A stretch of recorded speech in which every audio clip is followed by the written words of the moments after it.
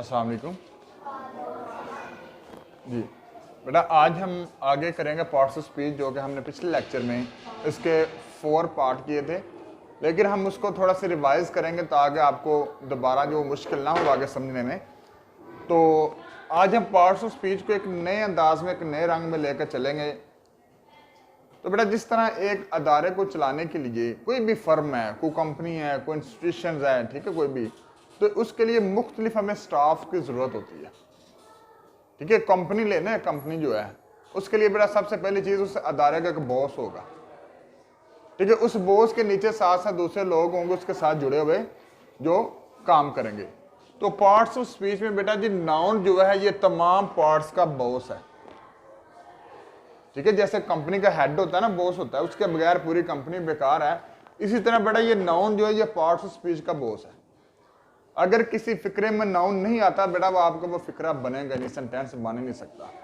ठीक है, नाउन के बगैर कोई भी सेंटेंस जो है वो नहीं बन सकता। ठीक है, तो इट मीन्स ये साबित हुआ कि ये नाउन जो है जैसे एक कंपनी का हेड या बॉस होता है जिसके बगैर वो अदारा नहीं चल सकता, इसी तरीके से नाउन जो है ये अपनी जो फैमिली या पार्ट्स ऑफ स्पीच का बॉस है। ठीक है, कोई भी आप बेटा सेंटेंस ले लें, अली वेंट टू मार्केट। अब अली बेटा क्या है? नाउन है। ठीक है, सारा वांट्स टू ईट मैंगो। ठीक है, सायरा का है, नाउन है। कि कोई भी ऐसा फिक्रा नहीं है जो नाउन के बगैर बनता हो।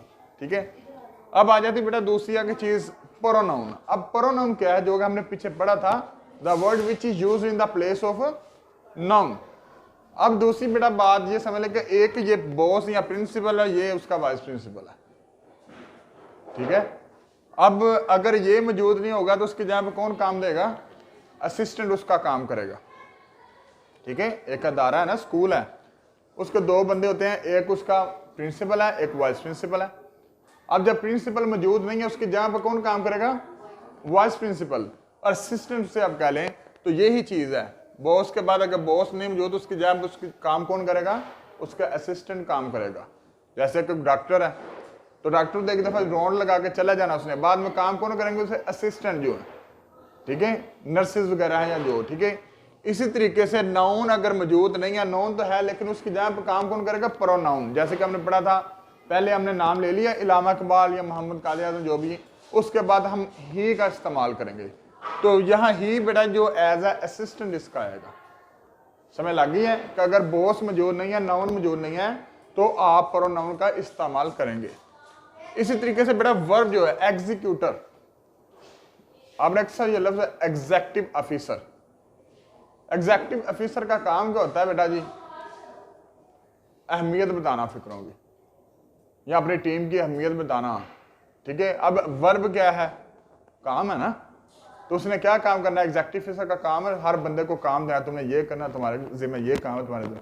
तो ये उस चीज के बारे में हमें बताता है। आगे आ जाता है बेटा एडवर्ब। एडवर्ब जो ये प्लेयर है, ये मेन खिलाड़ी, ये सिर्फ नाउन के अलावा बाकी जो और एडजेक्टिव के अलावा बाकी सारी चीजों के बारे में बताता है कि इसकी क्या अहमियत है। आगे आ जाता है बेटा जी एडजेक्टिव। एडजेक्टिव को बेटा जी एनालाइजर कहा गया है। एनालाइज करना होता है तज्जिया करना। अब इसने तज्जिया करना होता है एडजेक्टिव ने कि किसकी खूबी है या किसकी खामी है। ठीक है, हम कोई भी चीज पढ़ते हैं या कोई स्टोरी लेते हैं, जब हम उसको पढ़ते हैं तो हम उसका तज़किया करते हैं कि इस कहानी में क्या क्या चीज़ें पॉजिटिव और कौन सी नेगेटिव है। यही चीज़ एडजेक्टिव का भी होता है। एडजेक्टिव का मानी बेटा जी क्या है? एडजेक्टिव किसी की खूबी या खामी को आपने डिस्कस करना है, और किसकी खूबी और खामी को करना आपने? नाउन की खूबी और खामी को बताना है। ठीक है, किसकी खूबी और खामी? नाउन की। तो ये एडजेक्टिव जो है एनालाइजर के तौर पर, एनालाइजर होता है तज्जिया नगार, जिसने तज्जिया करके पॉजिटिव पहलू और नेगेटिव पहलू दोनों डिस्कस करने होते हैं। ठीक है, तो इसमें हमें यह बताया जाएगा कि इस बंदे का पॉजिटिव पहलू क्या है। जैसे फादर में he is a wise man. अब वाइज क्या है? उसकी खूबी है, एडजेक्टिव है। ठीक है, ही इज स्मोकिंग। ठीक है, अगर वो स्मोकिंग करता है तो उसकी बैड हैबिट जो उसकी बुराई बताई जा रही है नाउन की। इसी तरीके से बेटा जाके कंजक्शन। कंजक्शन को कारपेंटर का ओहदा दिया गया। अब कारपेंटर क्यों होता है? आप देखते लकड़ी होती है, उस पर डिजाइनिंग करते हैं, वो एक डिजाइनिंग को दूसरे डिजाइनिंग के साथ जोड़ता है। ठीक है, समझ लगी है? या आप देखें लफ्ज यूज आपने सुना होगा रेलवे कंजक्शन, सुना है ना, रेलवे कंजक्शन, दो पटरियों को आपस में जोड़ना। तो ये बेटा कंजक्शन जो है ये काम करता है दो सेंटेंस को आपस में मिलाने के लिए। फॉर एग्जाम्पल हमने वर्ड्स यूज करते हैं ही and I go to market. अब एंड क्या है, इसने उसको, ही को और आई को आपस में जोड़ा, ठीक है। फॉर बट का इस्तेमाल कर लेते हैं, I want to drink water but there is no water, ठीक है, पानी पीना चाहता हूं लेकिन ये बट का इस्तेमाल हो गया, ठीक है। ये वो हैं जो फिक्रों को आपस में जोड़ते हैं। आगे बेटा जी इंटरजेक्शन, ये एज अ स्पीकर का काम करता है। अब स्पीकर कौन होता है, अब हमारे पार्लियामेंट जो हाउस होते हैं उसमें भी हमारा एक स्पीकर बैठा होता है, एक उसके आगे असिस्टेंट स्पीकर्स बैठे हैं। उनका काम क्या है, तमाम बातों को सुनना और उसके बाद ऐलान करना। अब ऐलान जो किया जाता है या वो गम में किया जाता है या वो खुशी में किया जाता है, ठीक है। अगर ऐलान करते हैं किसी चीज़ के बारे में, अगर आपको फाजल मैं कह देता हूँ, स्पीकर आके मेरा कहता है आपको कि आप कल आपको छुट्टी है, तो आप क्या करेंगे, आप खामोशी में आप, ठीक है। अचानक बंदे के अंदर से या इस तरह के लफ्ज़ हम यूज़ करते हैं, उससे क्या पता चलता है कि हमारी खुशी ज़ाहिर हो रही है। या अगर कोई ऐलान सुनते हैं जो इस दुनिया से अगर चला जाता है कोई अफसोस वाला, तो हम उसके लिए क्या करते हैं, अफसोस यार, अफसोस है, अफसोस ये क्या हो गया, ठीक है। अलास लफ्ज़ उसके लिए इस्तेमाल करते हैं, ओह ये क्या हो गया, ठीक है। ये वर्ड्स हम यूज़ करते हैं। ये बेटा जी हमारा क्या इंटरजेक्शन, ठीक है। तो ये काम कौन करता है, स्पीकर। इसका काम है ऐलान करना उसने आगे, ठीक है, चाहे वो अच्छा हो या गमगीन वाला। आगे प्रेपोजिशन बेटा जी क्या है, प्रेपोजिशन होता क्या है, जो फिक्रों को आपस में लिंक पैदा करता है। For example on, in, at, ठीक है, ऑफ, ये सारे। तो अब इसमें मैंने लिखा PRO। PR का मतलब है पब्लिक रिलेशन ऑफिसर। PR को का क्या मतलब है, पब्लिक रिलेशन ऑफिसर, लोगों के दरमियान में ताल्लुकात बनाना। तो अब इसका काम, प्रेपोजिशन का काम क्या है, ये तमाम फिक्रों के दरमियान ताल्लुकात बनाता है, ठीक है। जैसे कि he is the table, sorry the apple is on the table. अब एप्पल और टेबल के दरमियान रिलेशन किसने बनाया, ऑन ने। ऑन यहां हमारी क्या है, प्रेपोजिशन है, ठीक है। The apple is on the table. अब टेबल और एप्पल के दरमियान जो ताल्लुक बना रहा है वो हमारा ऑन है, प्रेपोजिशन है, ठीक है। तो ये हो गया पब्लिक रिलेशन ऑफिसर, जिसने आपस में ताल्लुकात बनाने। ये बेटा अगर आपको ये चीजें ज़हन में रहेंगी तो आपके लिए फिक्रा बनाने मुश्किल नहीं होंगे। तो लिहाजा हम अब टॉपिक अपने की तरफ आते हैं, जो हमने कल 4 कर लिए थे। आगे हम आज करेंगे एडजेक्टिव डिस्क्राइब अ नाउन। इसमें बेटा एक नाउन को डिफाइन करना है, उसकी खूबी को बताना या उसकी खामी को डिस्कस करेंगे वो, ठीक है। उसमें जैसे कि समाल, अब एडजेक्टिव की आगे बेटा डिग्रीज होती हैं, ठीक है। मुख्तलिफ एडजेक्टिव ऑफ कलर्स है, एडजेक्टिव ऑफ मैनर्स हैं, या एडजेक्टिव ऑफ समझ लें कि डिग्री, या उसमें साइज आ जाता है। तो उसमें small, big, good, blue, red, ठीक है, ये सारी चीज़ें इसमें आ जाएंगी। तो एग्जाम्पल मैंने एक दिया, वी लाइक बिग केक। अब बेटा जी बिग जो है ये क्या है, ये उसकी खूबी को बताया जा रहा है, लेकिन ये एडजेक्टिव ऑफ साइज में आएगा, ठीक है। साइज में उसकी खूबी बताई जा रही है। इस तरह he is a caring boy, ये लड़का जो क्या है, केयरिंग है, एहतियात करने वाला था। अब देखें बेटा जी, केक भी हमारा नाउन है और बॉय क्या, ये भी हमारा नाउन है, ठीक है। इधर तो हमने प्रोनाउन लगा दिए। केक भी जो है नाउन, हमने पढ़ा था नाउन क्या, किसी जगह, चीज या शख्स का नाम। तो केक चीज आती है, क्या हुआ, नाउन हुआ ना। और इसी तरह बॉय जो, ये भी नाउन है। अब इन दोनों नाउन्स की ये खूबियां बताई जा रही हैं कि वो छोटा है या बड़ा है, ठीक है, वो लड़का केयरिंग है या अनकेयरिंग है, ठीक है, ये बताए। इसी तरह आगे कंजक्शन, जॉइंट्स, क्लॉज और सेंटेंस, इनको आपस में जोड़ना। जैसे कि हमने ये पढ़ा था कि कंजक्शन ताल्लुकात को जोड़ना आपस में, दो फिक्रों को, ठीक है। जैसे कि बट, एंड, वाइल, व्हेन भी आ सकता है इसकी जगह पे, ठीक है। वेयर भी आ सकता है, आइदर भी आ सकता है, नार भी आ सकता है, ठीक है, नीदर नार भी आ सकता है, ये सारे वर्ड्स हैं। तो example, I am very hungry but the fridge is empty. अब ये देखे बट, पहला तो ये हो गया आई एम वेरी हंग्री, पहला फिक्रा आपका हो गया मैं भूखा हूं, लेकिन द फ्रिज इज एम्प्टी।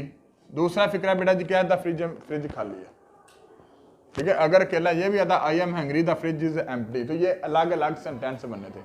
अब इन दो सेंटेंस को जोड़ा किसने, बट ने, ठीक है। मैं भूखा था लेकिन फ्रिज जो है वो खाली पड़ी हुई थी, ठीक है, उसे खाने को कुछ नहीं मिला। इसी तरीके से आगे इंटरजेक्शन है। शॉर्ट एक्सक्लेमेशंस, ठीक है। एक्सक्लेमेशन होता है दुख या गमी का इजहार करना आपने, ठीक है। तो उसमें बेटा ओ, हाई, ओच, ठीक है। अक्सर आप कोई चीज़ देख लेते हैं, फॉर एग्जाम्पल इस तरह का जो साउंड वो ज़्यादा गर्ल्स निकालती हैं, जब छिपकली देख ली, ओ ये क्या आ गया, ठीक है। या वाओ, ठीक है, कुछ चीज़, व्हाट्स अ ब्यूटीफुल पेंटिंग, ठीक है। या हम लफ्ज़ यूज़ करते हैं hurrah, hurrah we have won the match, ठीक है। या ये, ठीक है, वाई डबल ई, अक्सर हम मैच जीत दिया, कोई खुशी होता है हम कहते हैं ये, ठीक है। ये लफ्ज़ हम यूज़ करते हैं, ये आपको खुशी और गमी का जो इजहार है उसको वो डिस्कस करते हैं, ठीक है। उसके एग्जाम्पल मैंने wow what a beautiful car, ठीक है। लेकिन इसमें जो चीज़ बेटा याद करने वाली, जो लिखने वाली है, वो आपने इन चीज़ों का ख्याल रखना है। ये मैंने जो लगाया मैं, ठीक है। साइन इसका जो है ये कौन सा है। अगर आपके पास इस तरह का फिक्र आ जाता है तो पूछा जाता है कि ये एक्सक्लेमेशन है, इंटेरोगेटिव है, नेगेटिव कौन सा है, तो ये साइन से आपको पता चलेगा ये एक्सक्लेमेशन मार्क है और ये इसका फिक्रा होगा। आगे बेटा प्रेपोजिशंस, प्रेपोजिशन का मैंने आपको पहले बताया, पीआरओ पब्लिक रिलेशन ऑफिसर जो है उसके तौर पर ये काम करता है। Join a noun to other words, इस नाउन को दूसरे अल्फाज के साथ जोड़ना है, जो कि मैंने आपको पहले भी एग्जाम्पल दी है। The apple is on the table या the cat is under the chair. अब कैट और कैट क्या हमारा नाउन है और चेयर भी हमारा नाउन है। अब इन दोनों के दरमियान हमने ताल्लुक जो इनके बढ़ाना है, तो वो क्या इनके लिए आएगा। ये इसके एग्जाम्पल है, she was hiding under the table. अब नाउन जो है उसको हमने दूसरे फिक्रे के साथ मिलाना, किसके साथ, प्रेपोजिशन का इस्तेमाल करना। शी वॉज हाइडिंग, वो छुप रही थी, कहाँ छुप रही थी, अंडर द टेबल, टेबल के अंदर। या अगर एक ऐसे ही she was hiding the table, तो इसका क्या मतलब होगा कि वो टेबल को छुपा रही थी, ठीक है। अब हमने दो फिक्रों का आपस में इसका रिलेशन बताना, तो आएगा she was hiding under the table, वो टेबल के नीचे छुप रही थी, ठीक है। या फिर दूसरी एग्जाम्पल कोई आपने, the ball is in the basket. अब बॉल को और बास्केट को हमने आपस में जोड़ना है, इसलिए हमने इन की प्रेपोजिशन यूज की, ठीक है, समझ लगी। तो ये बेटा जी 4 हमने पहले किए, तो 4 ये 8, और एक आर्टिकल जो रह गया ये मुकम्मल मैं आपको कल जो अलग समझाऊंगा, इसके थोड़े से पॉइंट्स ज्यादा हैं, ठीक है। इनडेफिनेट, डेफिनेट आर्टिकल, ठीक है, तो उसके बारे में हम कल डिस्कस करेंगे। तो ये तरीकाकार, अगर बेटा आपको ये चीज़ें याद हो जाती हैं तो आपके लिए सेंटेंस बनाना मुश्किल नहीं है, ठीक है। और ये सिर्फ एग्जाम्पल्स आपको दिए समझाने के लिए। अगर एक अदारे को चलाना है तो उसके लिए भी हमें इन चीज़ों की ज़रूरत पड़ती है, और इसी तरह पार्ट्स ऑफ स्पीच भी एक अदारे की तरह ही है। इनमें से एक भी चीज़ स्किप हो जाए तो आपका वो सेंटेंस जो है वो कंप्लीट नहीं होता।